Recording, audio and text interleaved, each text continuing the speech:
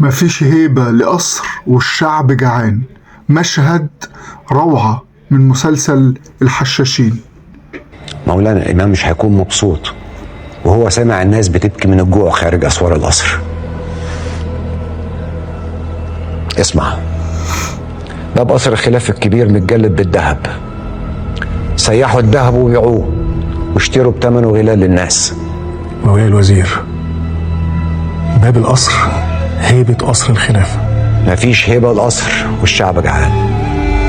نفذ الأمر.